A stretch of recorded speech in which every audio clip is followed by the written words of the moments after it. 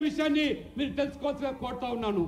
तीसरा पाप, इनके पिताजी जब प्रधानमंत्री थे शाहजादे के, उन्होंने एक ऐसा कानून लाने की कोशिश की, ये संविधान की बातें करने वाले जरा अपने झरोखे में देख ले, उन्होंने ऐसी बातें की, देश के मीडिया को, देश के अखबारों को डराने के लिए एक ऐसा भयंकर कानून लाए, देश का सारा मीडिया मैदान में आ गया, देश का विपक्ष मैदान में आ गया, संविधान के रक्षक भारतीय जनता पार्टी के लोग मैदान में आ गए और उनके पिताजी को झुकना पड़ा और वो जो संविधान पे खिलवाड़ की कोशिश करती थी वो उनको रोकना पड़ा।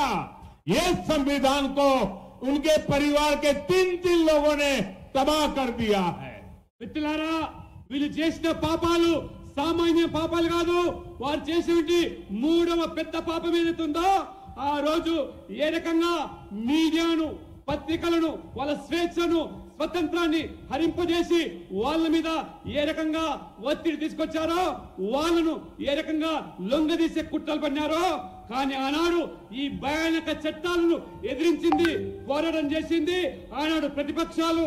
ఆ రకంగా భారతీయ జనతా పార్టీ ఈ ప్రజాస్వామ్యాన్ని కాపాడడానికి సర్వంగా పోరాటం చేసి అన్ని విధాలు కూడా ప్రజాస్వామ్యాన్ని, రాజ్యాంగానికి పరిరక్షణకు పాటుపడింది భారతీయ జనతా పార్టీ తప్పితే రాజ్యాంగం గురించి మొసలి కన్నీరు కార్చేటువంటి ఈ పార్టీలు ఏ రకంగా పాపాలు చేశాయో ఒక్కసారి ఆలోచన చేయండి। उसके बाद संविधान से सरकार का जन्म होता है। सरकार की कैबिनेट अत्यंत महत्वपूर्ण इकाई होती है। भारत के संविधान ने उसको संरक्षण दिया हुआ है। मनमोहन सिंह जी की सरकार की कैबिनेट ने एक निर्णय किया, उस निर्णय को ये शाहजादे ने पत्रकार वार्ता करके भारत के संविधान से बनी हुई कैबिनेट के निर्णय को खुले आम चीरे चीरे कर दिया था और वो संविधान के रक्षण की बातें करते हमारे सामने। మిత్రులారా, ఏ రాజ్యాంగం ద్వారా ప్రజాస్వామికంగా ఎన్నికల ప్రక్రియ ద్వారా ఏర్పడే ప్రభుత్వం ఏదైతే ఉంటుందో ఆ ప్రభుత్వం యొక్క అధినేత ప్రధానమంత్రి మన్మోహన్ సింగ్ గారు ఒక నిర్ణయాన్ని తీసుకొని చట్ట రూపంలో ఒక బిల్లు తీసుకొస్తే ఈ యువరాజు ఏ రకంగా ప్రధానమంత్రిని, రాజ్యాంగాన్ని, ప్రభుత్వాన్ని అవమానపరిచే విధంగా, ఏలన చేసే విధంగా పత్రికా విలేకరుల ముందునే, పత్రికా సమావేశంలోనే ఆ బిల్లును ముక్కలు ముక్కలు చేసి చించివేసి కేవలము ఈ ప్రజాస్వామ్యాన్ని, ప్రధానమంత్రిని, ప్రభుత్వాన్ని కాదు మొత్తం రాజ్యాంగాన్ని అవమానపరిచినటువంటి ఈ ప్రభుత్వుడు, ఈ యువరాజు రాహుల్ గాంధీ విషయాన్ని మనం గమనించాలి।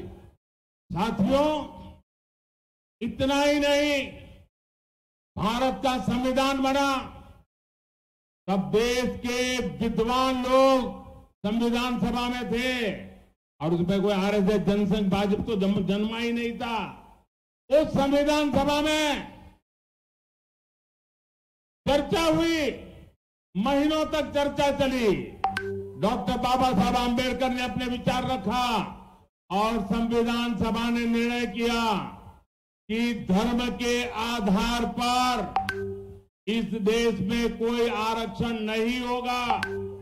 आरक्षण दलितों, आदिवासी, ओबीसी के लिए ही होगा, औरों के लिए नहीं होगा।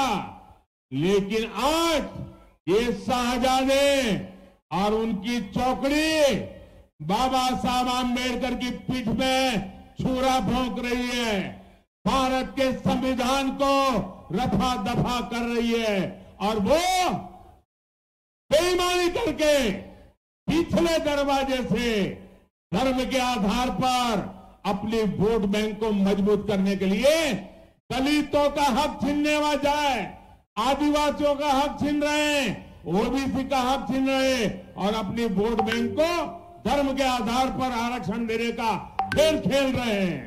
మిత్రులారా, ఆ గొప్ప రాజ్యాంగాన్ని మేధావులు ఆ యొక్క రాజ్యాంగం రచించడంలో బాబాసాహెబ్ అంబేద్కర్ ఏ రకంగా ప్రముఖ పాత్ర పోషించాడో చర్చల అనంతరము మన మాసాల అనంతరం నెలల తరబడి జరిగినటువంటి చర్చల తర్వాత ఒక గొప్ప రాజ్యాంగాన్ని రచిస్తే ఆ రాజ్యాంగంలో చాలా స్పష్టంగా మతపరమైన రిజర్వేషన్లకు తావు లేదు.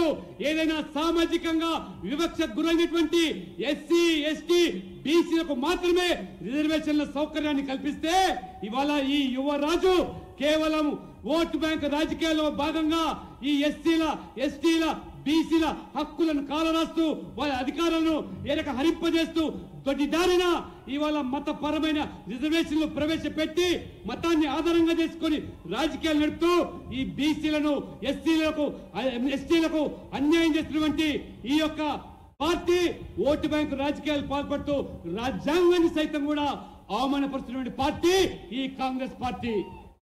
ये कांग्रेस वाले जरा कान खोलकर सुन लो, ये मोदी संविधान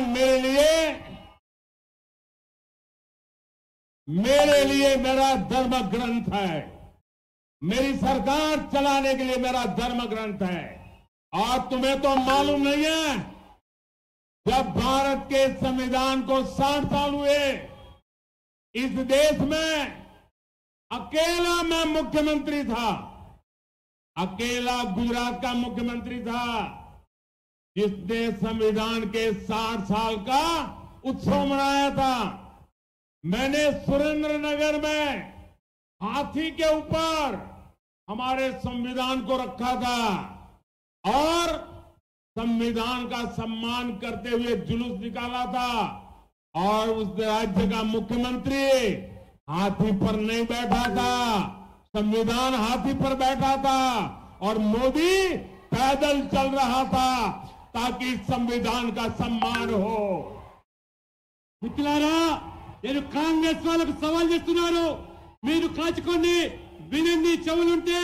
ఈ రోజు ఈ రాజ్యాంగం అంటే ఇదొక పవిత్ర గ్రంథంగా భావించే నేను ఆనాడు దేశంలో ఒకే ఒక ముఖ్యమంత్రి గుజరాత్ గా నేను ఆనాడు 60 సంవత్సరాల రాజ్యాంగం రచించినటువంటి సందర్భంగా ఒక గొప్ప పండుగగా వైభవంగా ఉత్సవాలు గుజరాత్ లో నిర్వహిస్తే ఏనుగు మీద ఊరేగింపు, నేను ముఖ్యమంత్రిగా మోదీగా నేను ఊరేగింపులో ఆ ఏనుగు మీద కూర్చొని ఊరేగించలేదు. ఆ పవిత్రమైన గ్రంథాన్ని ఏనుగు మీద కూర్చోబెట్టి ఊరేగించి నేను కాలి నడకన భారీ ఊరేగింపు నిర్వహించి ఆ పవిత్ర గ్రంథాన్ని గౌరవించినటువంటి వ్యక్తిని, ఆ రాజ్యాంగం అంటే అది పవిత్ర గ్రంథంగా భావించే నేను, ఇది మోదీ అనేటువంటి విషయాన్ని కాంగ్రెస్ తెలుసుకోవాల్సిగా నేను కోరుతా ఉన్నాను. साथियों, मेरा समर्पण देश के संविधान के शब्दों के प्रति, देश की संविधान की भावनाओं के प्रति 2014 में देश ने मुझे चुन करके संसद में भेजा और जब मैं पहले दिन संसद में गया तो संविधान का प्रतिबिंब हमारे देश की संसद होती है और पहले ही जाकर के मैंने संसद के सामने सर झुकाया, अपना माथा टेका. बाद में मैंने कदम पार्लियामेंट में रखा था क्योंकि संविधान के लिए हम समर्पित हैं. మిత్రులారా, రాజ్యాంగం పట్ల మాకున్నటువంటి గౌరవాన్ని మీరు శంకించాల్సిన అవసరం లేదు.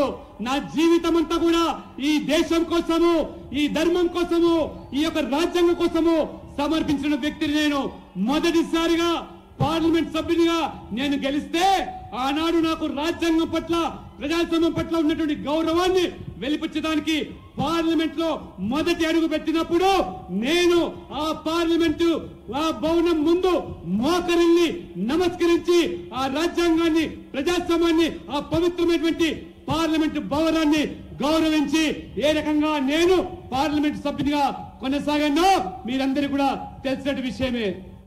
2019 में जब आपने मुझे दूसरी बार प्रधानमंत्री बनने का अवसर दिया और जब मुझे एनडीए ने अपना नेता चुना तो कार्यभार संभालने से पहले मैंने पार्लियामेंट के सेंट्रल हॉल में संविधान की किताब ला करके रखी थी.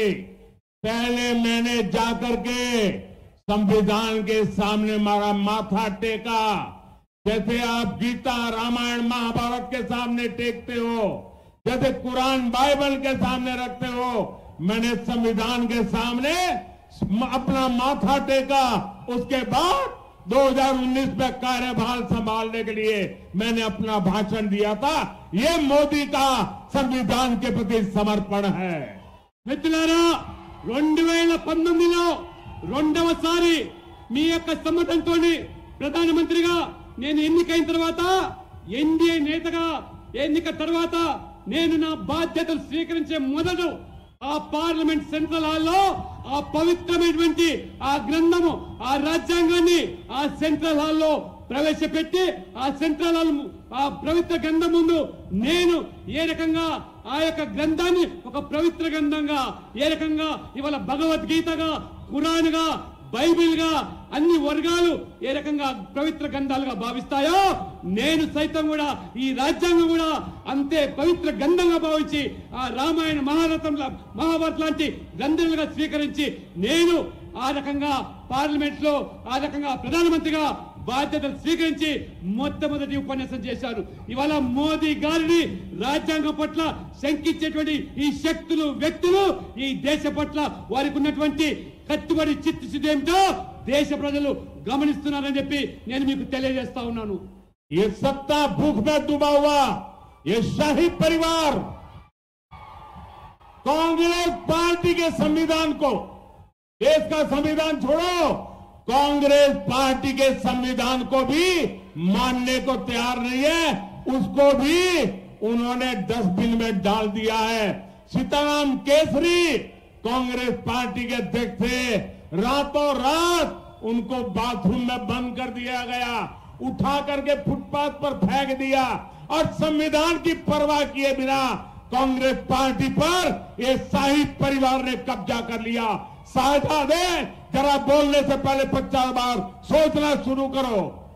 ఈ రాజవంశీయులు అధికార దాహంతో ఏ రకంగా మన రాజ్యాంగాన్ని అవమానపరిచారో, మన రాజ్యాంగానే కాదు చివరికి వాళ్ళ పార్టీ అయినటువంటి కాంగ్రెస్ పార్టీ రచించుకున్నటువంటి ఆ యొక్క మరి రాజ్యాంగాన్ని కూడా ఏ రకంగా